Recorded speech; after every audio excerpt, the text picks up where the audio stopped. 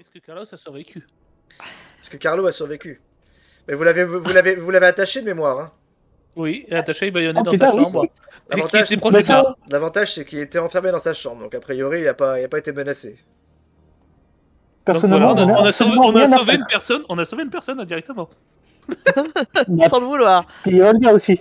Vous avez sauvé Olga. Qui est les riches Oui, mais héritiers volontairement. qui est elle- visiblement elle- riche directement. héritière de la fortune familiale. Maintenant, Est-ce que le directeur a survécu? le directeur Belair a survécu.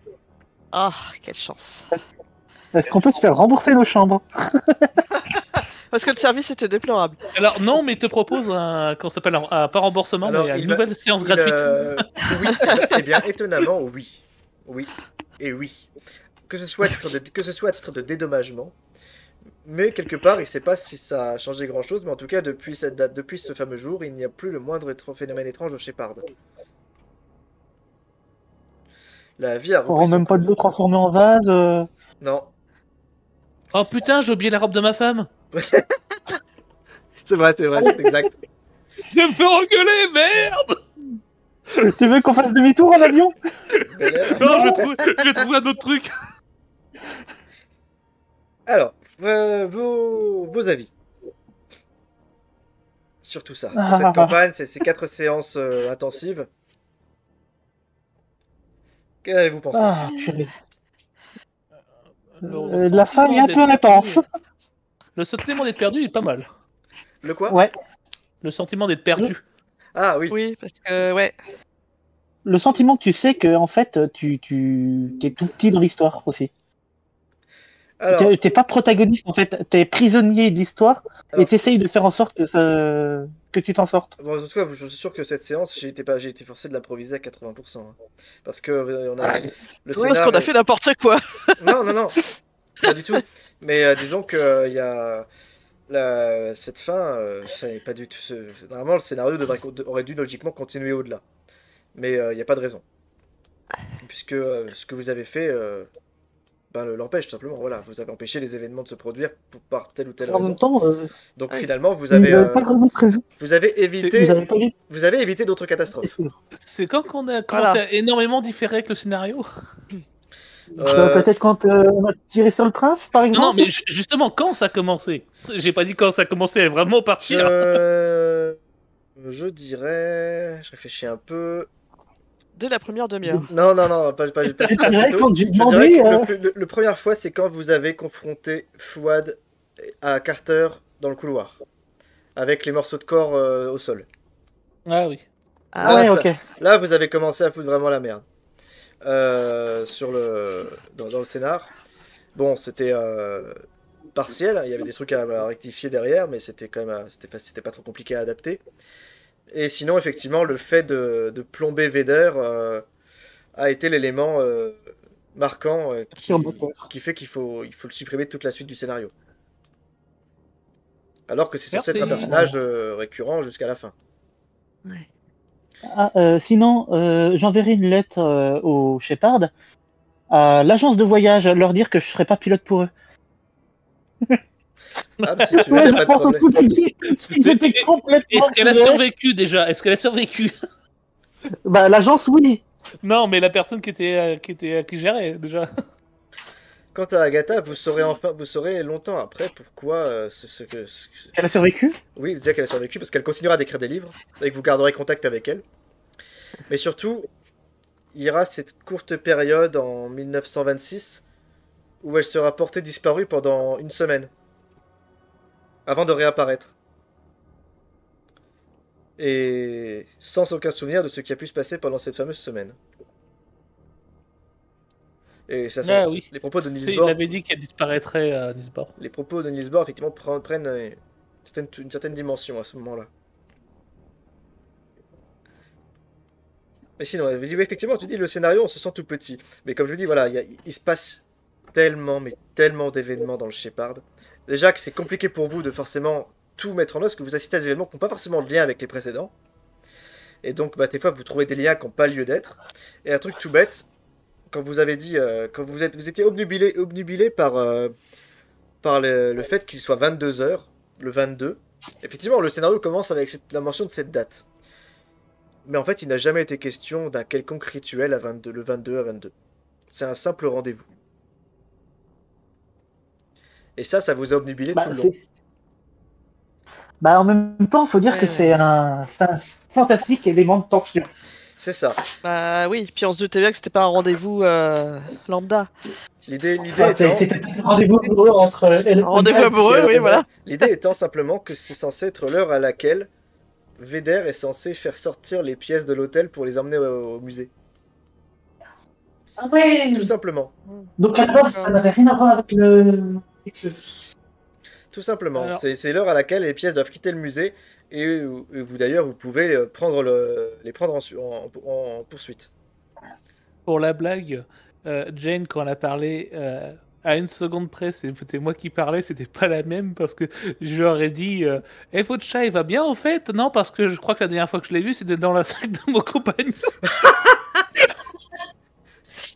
Aïe aïe aïe. Oui, mais ça aurait pu être drôle. À mourir, autant le faire chier de la dernière fois. Bah c'était soit le provoquer, soit le provoquer. Ah bah, tu m'as dévancé d'une seconde, mais je pense que j'aurais été trash, moi. Est-ce que... alors ouais, d'autres réactions? Ouais, moi j'ai trouvé que, enfin, la liberté qu'on a effectivement dans cette partie-là, dans ce scénario-là, c'est vrai que c'est on s'y perd un peu tellement on a de liberté parce que c'est vrai qu'on sait pas trop par où commencer, enfin quoi faire, mais moi j'ai trouvé ça bien dans le sens où effectivement on a un grand sentiment de liberté, mais c'est vrai que C'est compliqué. c'est assez rare, donc du coup on est vite perdu. On peut s'y perdre, oui. Ouais. C'est ce qui permet la rejouabilité de la campagne aussi. Bah oui, c'est Ouais. tout l'intérêt. C'est tout l'intérêt. Pour Ouais, essayer avec un MJ qui est capable d'improviser quand on fait n'importe quoi. aussi. C'est sûr que jouer avec un autre personnage totalement différent, ça doit faire vraiment d'autres actions assez marrants. Ouais, alors, sachant que j'ai rajouté le prologue à cette histoire qui n'est vraiment pas prévue, hein, c'est moi qui l'ai totalement improvisé le prologue. Oui. Bah, je l'ai pas regardé puisque mon personnage tout n'était pas là. Tout bêtement parce que Attends, je vais regarder. normalement l'intrigue, le plot de départ, je l'aime pas du tout parce que pour moi il ne permet pas de faire des personnages variés. Le plot de départ, c'est que c'est simplement, ça fait très détective dans le sens où le directeur de l'hôtel vous engage pour comprendre ce qui se passe avec toutes les merdes qui se passent dans l'hôtel. Mais grosso Ouais. modo, c'est tout. C'est un simple contrat. Et je trouve que ça a toute implication dans le scénario. En poste. Ouais, et on se serait barré au bout d'un moment quand ça a commencé à péter. Donc je me sans suis forcément chercher. dit, il faut que je trouve un autre moyen de commencer ça. Et c'est là que l'idée de faire un prologue m'est venue en tête.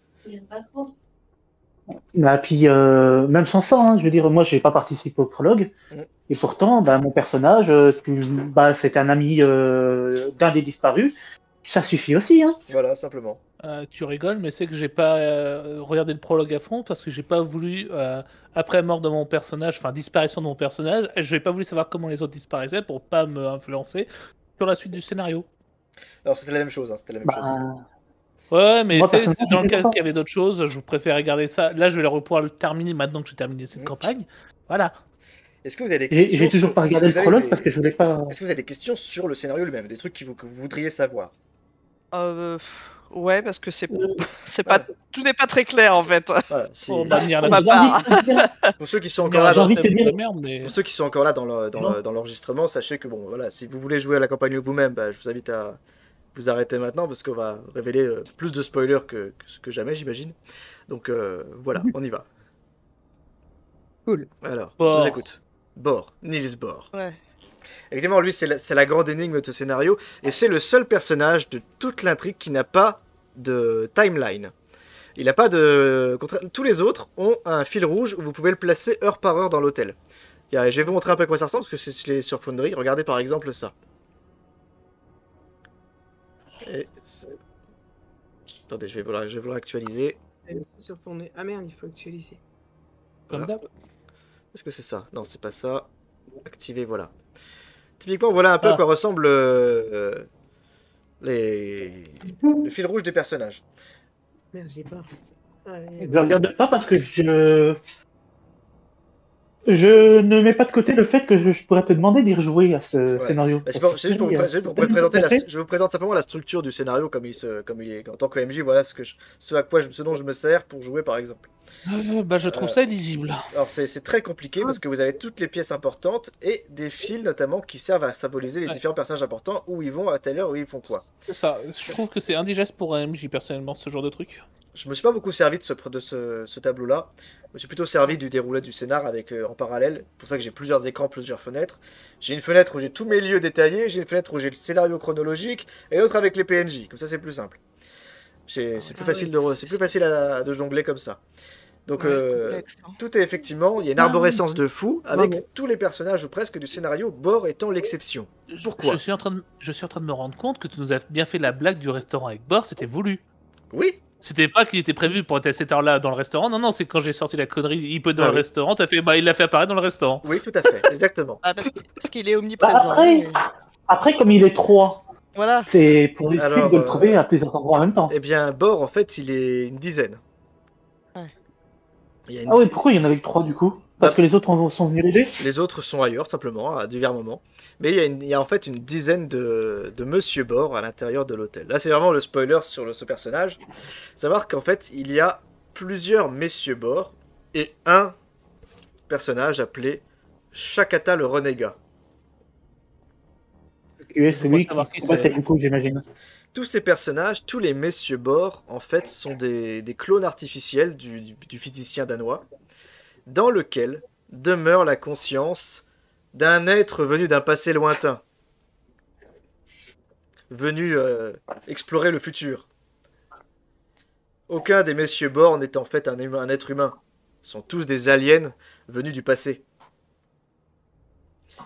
Et leur objectif est de s'assurer que le trousseau revienne entre les mains de Shakata, le Monsieur Bor originel, le Monsieur Bor d'origine, pour que celui-ci puisse voyager entre les dimensions comme c'est son passe-temps préféré. Ce trousseau, il l'avait à l'époque de l'Égypte antique, il s'en est séparé pour diverses raisons, et aujourd'hui il veut le récupérer. Et tous ces Messieurs Bor, évidemment, comme ce sont par nature des voyageurs temporels, eh bien, ils connaissent tout, ils ont tout vu 1000 fois, cette séquence au Shepard, ils l'ont déjà vécu 1 millier de fois, ils ont gagné, ils ont perdu, ils ont fait, ils vous connaissent, ils vous ont déjà vu, ils vous redécouvrent. C'est un bordel auquel ils sont habitués. Ce sont des voyageurs temporels parce que leur espèce est faite pour ça. Donc effectivement, c'était bien des voyageurs dans le temps. C'est leur conscience qui voyage dans le temps et non pas leur corps. Ouais, donc en fait, eux, ils en ont rien à foutre de l'histoire là, de l'Égypte antique, du mec qui s'est fait emprisonner. Comme disait, en fait, c'est des créatures qu'on aperçoit dans la première fois chez Lovecraft dans l'abîme du temps. Un personnage qui, pareil, il est professeur à l'université et du jour au lendemain, il se réveille comme s'il avait été dans le coma. Et en fait, on l'explique que pendant des années, il a vécu bizarrement, les gens le trouvaient louche. Et en fait, il comprend qu'en fait, il a une entité alien s'est emparée de son corps pendant des années, a étudié, fait des conférences, bref, a accumulé du savoir, et le jour où elle en a eu assez, elle est repartie, rendant son corps à son hôte d'origine. J'aurais pu croire aussi aux autres qui faisaient en sorte de s'assurer que les scarabées se succédaient de l'être humain, enfin bref. Les scarabées sont en fait une émanation de cette fameuse grande race, ce sont les futurs renégats, ce sont les futurs Iciens qui sont encore à l'état embryonnaire. Donc en fait, à plusieurs reprises, j'ai fait intervenir ces scarabées pour voir si vous vouliez vous en prendre à eux ou les écraser. Si vous en étiez pris aux scarabées, vous auriez eu une Niels Bohr sur le dos. Puisque ça revient à tuer son cousin. Voilà, Niels Bohr, vraiment, c'est le personnage qui sert vraiment d'élément pour boucher les trous, selon moi, et qui permet le plus d'événements. Il y a 10 copies de Niels Bohr dans l'hôtel.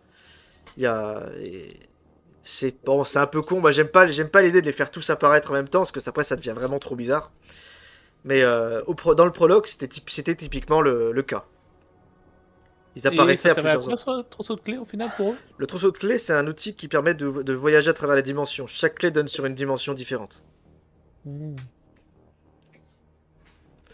Mis à part Niels Bohr, autre chose? Ah oui, évidemment, Niels Bohr, comme il voyage dans le temps et qu'il a tout vu, tout connu, il maîtrise absolument tous les sortilèges de l'appel de Cthulhu. Hein. Il a tout le manuel du gardien dans la tête. C'est pour ça que Al-Shakir, des fois tu dis qu'il perd. Oui, dans certains, après, dans certains univers ou autres, dans d'autres parties que d'autres gardiens pourront mener, il pourrait très bien avoir une hypothèse où les joueurs détruisent le trousseau, ou alors finissent par le remettre à quelqu'un d'autre. Bref, Dans ce sens-là. ou alors qu'ils éliminent Shakata ou Monsieur Mort en lui tendant un piège. Il y a Mhm. bien des hypothèses où effectivement ce dernier échoue. Ok, Et d'accord. donc, il se sert de ses expériences passées pour être sûr de réussir la prochaine fois. Et perpétuer indéfiniment sa réussite dans l'espace-temps. En tant que Niels Bohr, là, qui a 8 milliards 265 ans, en mythe de Cthulhu, par contre, il Bonsoir. a 250, hein, sur 100, hein. C'est un peu l'idée. Ouais. Bonsoir, vous arrivez malheureusement à la Et fin de la donc, partie. Qui, pour lui résister en termes de puissance brute, nous, on n'est pas armés. Hein.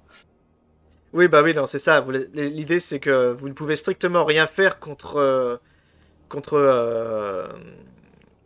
Al-Shakti ou Niels Bohr, qui sont littéralement des dieux vivants. Vous pouvez rien faire, ils sont surpuissants, ils vous éclatent d'un claquement de doigts s'ils le veulent.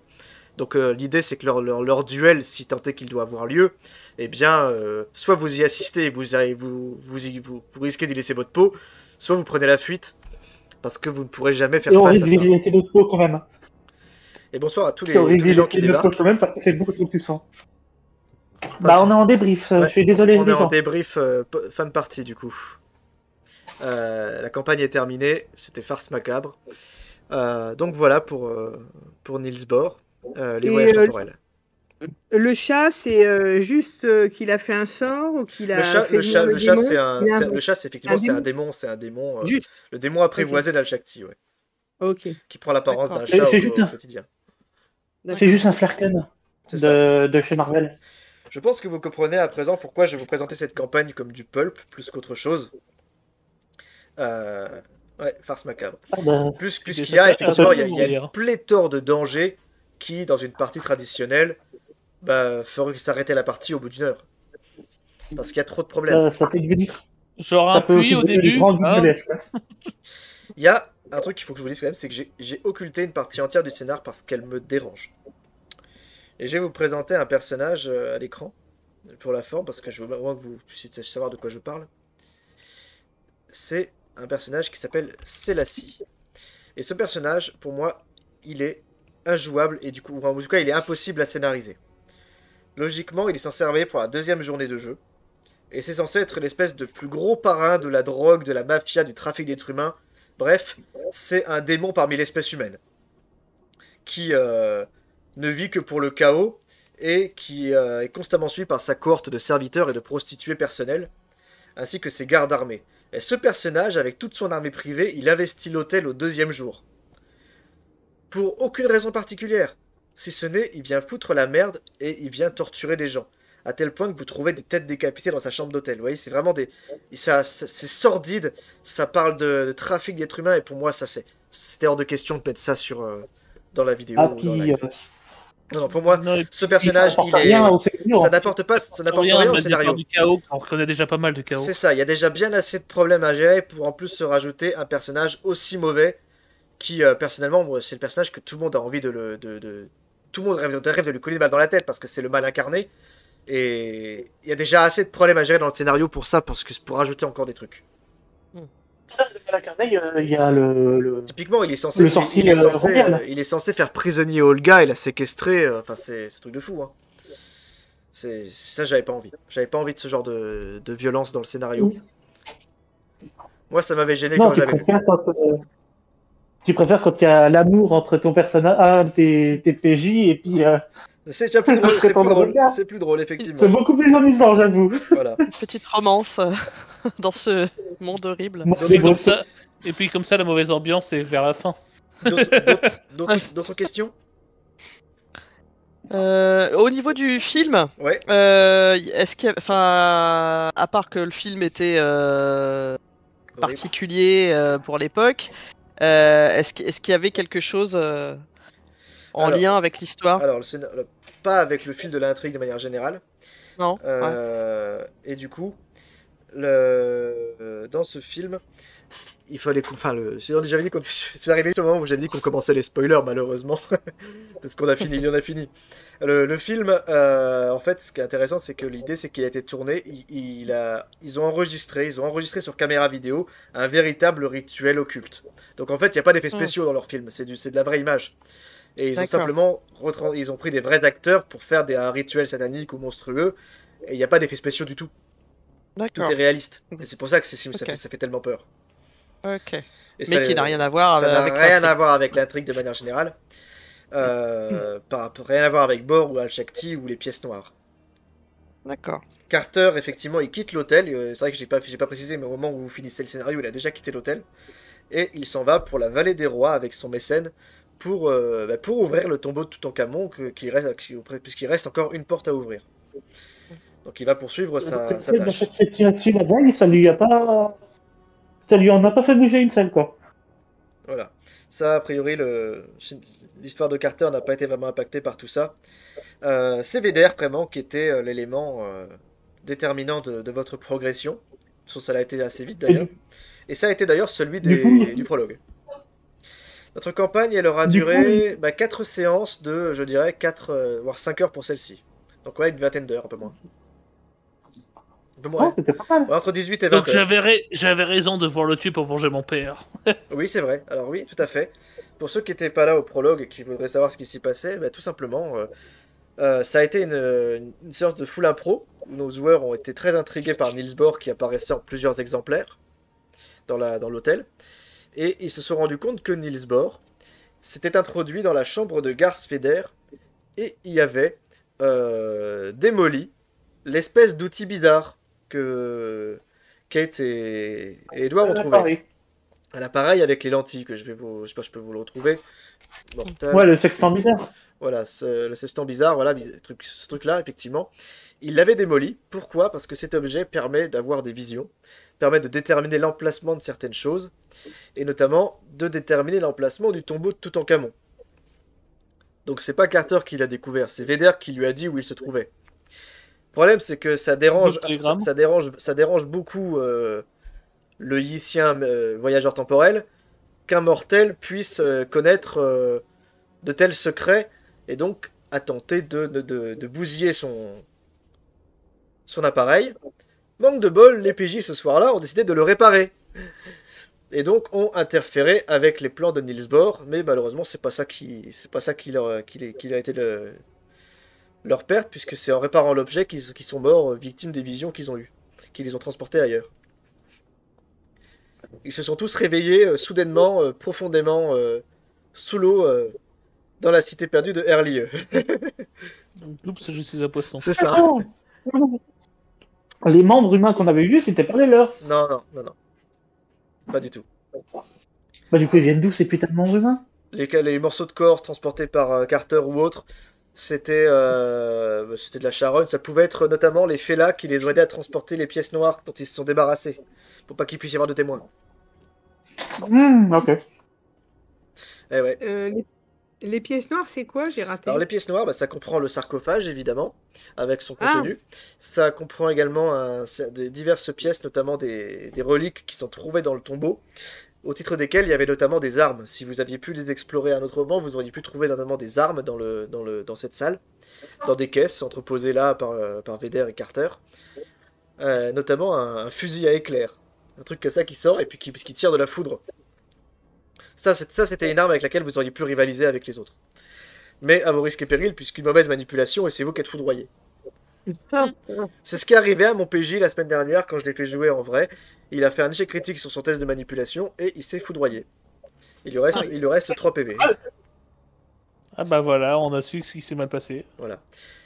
Si vous aviez, effectivement, d'ailleurs, refusé d'obéir à Niels Bohr, vous auriez certainement été foudroyé vous aussi. Ouais, ça se sentait. Voilà. Et pourquoi Carter reste indifférent à tout ce qui se passe?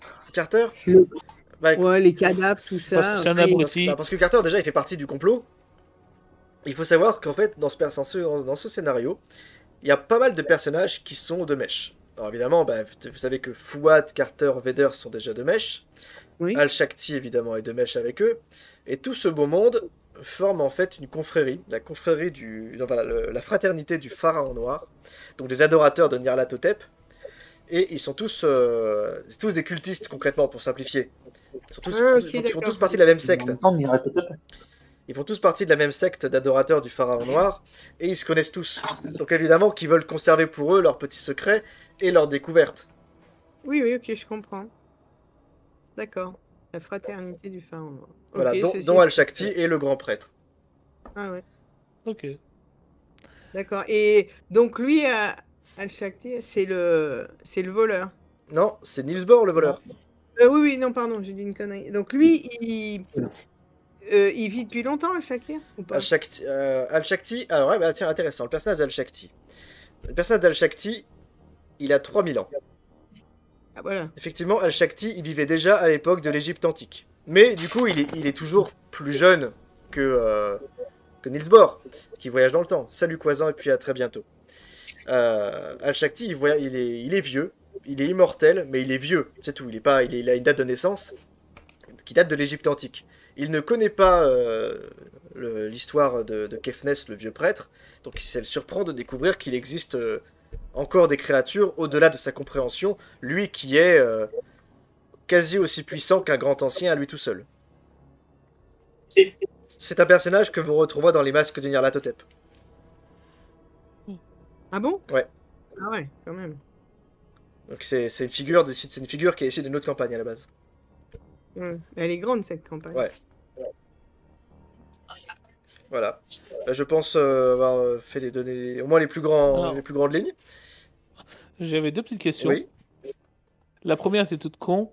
C'est pourquoi tu t'es débarrassé de Vader? Parce que finalement, tu l'avais maintenu, c'était juste pour faire l'entrée en scène de l'autre ou... Ouais, pour l'entrée d'Al-Shakti, c'est tout. Et après, j'ai laissé... Il faut faire un sacré cliffhanger. Hein. C'est juste pour l'entrée de Lance en scène. Après, effectivement, il est KO, il est mort. Hein, vous l'avez neutralisé. Logiquement, vous l'auriez pas neutralisé, il serait resté en vie. Mais pour Al-Shakti, logiquement, c'est une affaire personnelle que d'éliminer Vader en fait dans l'histoire. Pourquoi? Parce que Vader étant un traître qui notamment vend les pièces aux acheteurs les plus riches, notamment Lupin. Derrière, ça le fait chier de voir que l'un de ses hommes l'a trahi et il en fait une affaire personnelle. Ouais, malheureusement, c'est Donc, la fin en débrief là. S'il était si les deux étaient là en même temps et que l'autre était en forme, il l'aurait fait ou pas du coup? Dans tous les cas, il aurait neutralisé Vader quoi qu'il arrive, mais sans le tuer. Hmm. Si Ok. Vader avait été en forme, vous auriez eu un dernier acte à ce scénario. Ok. Durant lequel Vader effectivement fait sortir les pièces de l'hôtel pour les conduire au musée, où il espère les y cacher, alors que Al-Shakti cherche à le neutraliser. Mais derrière vous, les pièces, vous savez qu'elles sont dangereuses et qu'elles contiennent notamment le sarcophage de Shakata. Et donc, vous de voir si vous souhaitez laisser les choses se faire ou vous y mêler. Et Ouais, la ça deuxi- Il y a tout- retourne en Il y Angleterre. a toute une séquence de course-poursuite qui est prévue par le scénario en ville, dans le Caire, pour atteindre le Caire, le musée. Ah bon, on avait compté d'une balle le scénario, enfin de deux balles. Oui, mais je pense que voilà, c'était logique par rapport à vos actions. Vous avez neutralisé l'un des conspirateurs les plus importants du scénar, donc forcément que ça abrège un peu l'issue. C'est normal. Et la deuxième question Ah, qui oui. était toute bête, c'était si on avait essayé à nouveau abattre El Chati là dans le souterrain, qu'est-ce qui se serait passé? Essayez d'abattre Al-Shakti. Alors, je sais pas trop comment, en fait, je sais pas trop comment techniquement vous auriez pu faire, sachant qu'il est tellement Dans le puissant. noir, dans le noir, Si vous elle a aviez, essayé si de le vous aviez tirer, tenté de l'abattre en embuscade, ou par exemple le neutraliser pendant une sieste ou autre, oui, effectivement, vous auriez pu le neutraliser par surprise. Ça aurait pu être un Ouais, plan. mais il aura pas Mais, et comme le scénario le prévoit, un tel être est tellement puissant et tellement indispensable qu'il est certain que les grands anciens ou les dieux interdimensionnels le ramèneraient à la vie puisqu'il sert leur sombre dessein. Vous auriez peut-être gagné du temps, mis fin à ce qui se passait au Shepard, mais sans empêcher des dégâts futurs. Oh, bah c'était en fait, j'étais curieux de savoir. Il serait revenu à la vie d'ici quelques mois ou machin, voilà, ressuscité par les pouvoirs obscurs des dieux extérieurs. Ouais, et puis il aura peut-être une dent contre nous aussi. Oui, aussi. Pas forcément, parce que si par exemple on avait tiré comme des sagouins quand le mec s'y attendait pas, quand il nous avait pas vus, t'as 5 ou 6 balles, enfin, t'as 3 ou 4 balles qui lui arrivent sur la face. Le mec il tombe, c'est même pas qu'il est attaqué. Ah oui, alors Jane, à un moment, t'as ce que dire un truc qui était peut-être pas clair, mais du coup, c'est toi qui as renversé un peu la situation. Quand t'as parlé du chat à Shakti.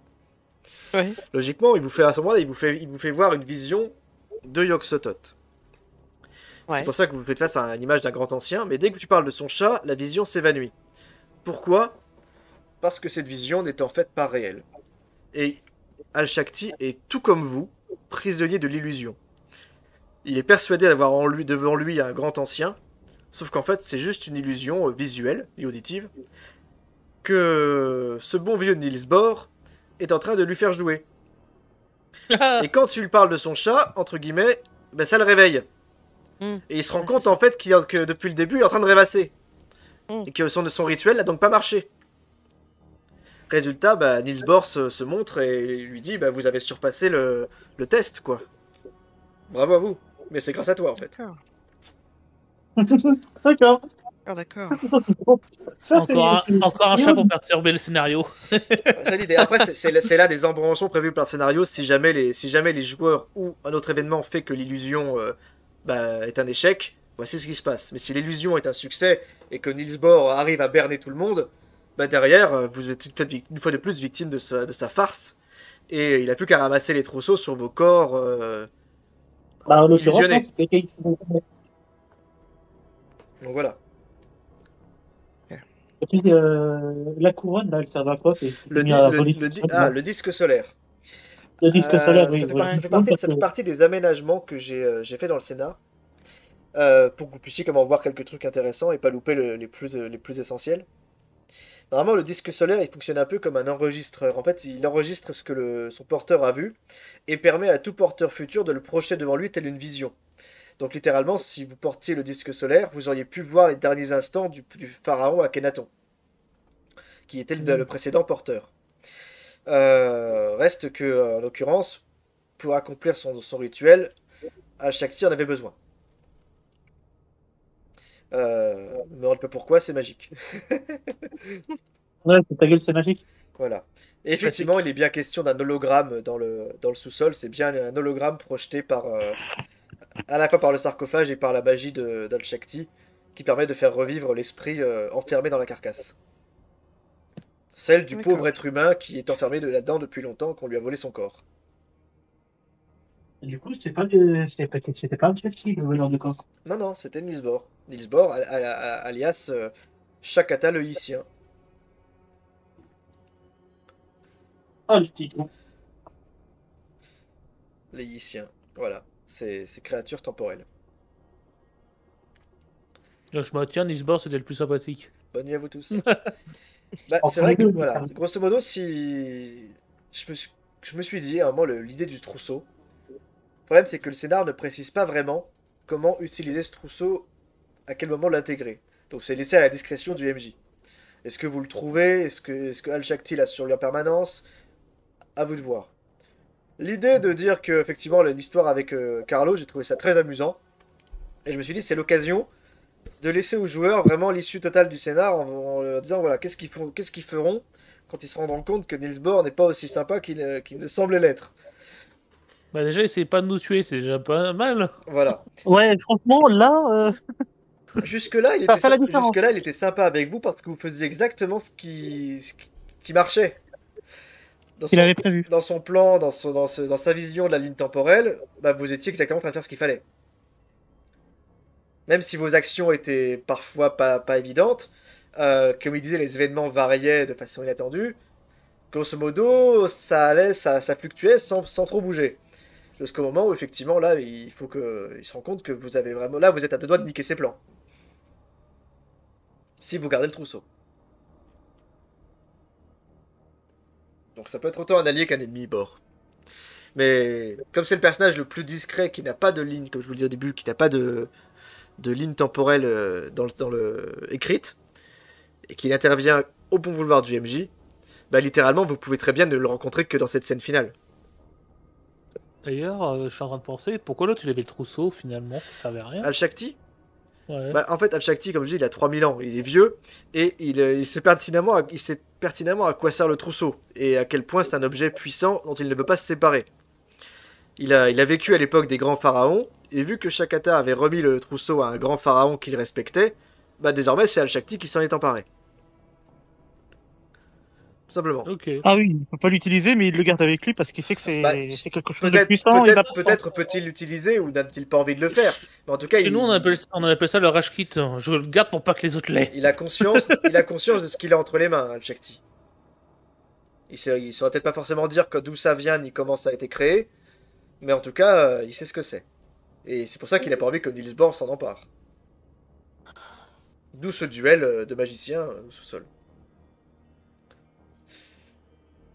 On est d'accord, ça tient du miracle que le Caire n'ait pas explosé. C'est la puissance des deux Gus. Bah, Ah en tout oui. cas, les deux ont survécu au combat. Niels Bohr, vous l'avez rendu le trousseau. Quant à Al-Shakti, il s'est envolé au dos d'une créature gigantesque qu'il a invoquée. Et il a pris la fuite du Shepard.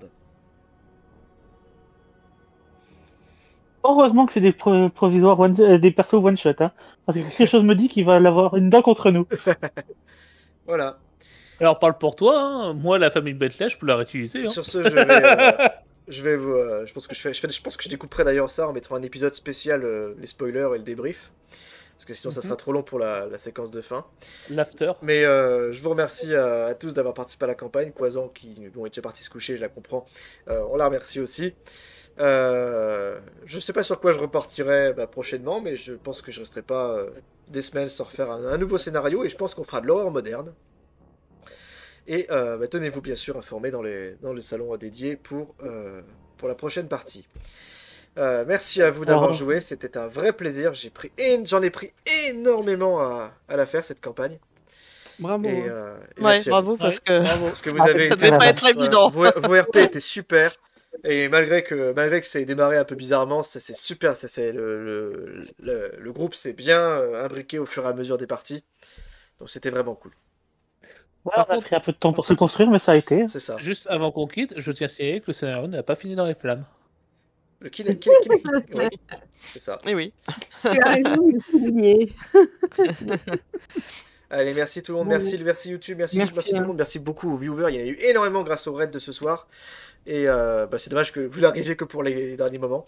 Mais n'hésitez pas à follow la chaîne pour la suite, pour les autres parties, ou à rejoindre le Discord que Nightbot vous envoie régulièrement pour éventuellement faire partie des prochaines. Voilà, bye bye tout le monde, salut. Bye. Merci. Regardez, il y a Bye. la VOD sur YouTube aussi. Oui, bientôt. Salut. Enfin, Merci, Bonne bonne nuit. soirée. Allez, bonne nuit. Bonne soirée.